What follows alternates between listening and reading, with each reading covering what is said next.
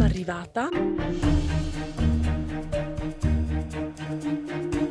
Il posto dove andiamo oggi è un comune della provincia di Messina e si trova sui Monti Nebrodi.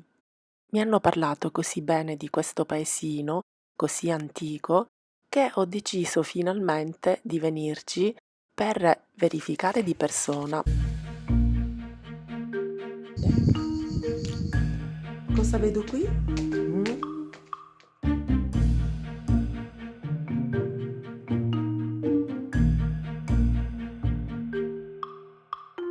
Sono arrivata qui quasi al castello.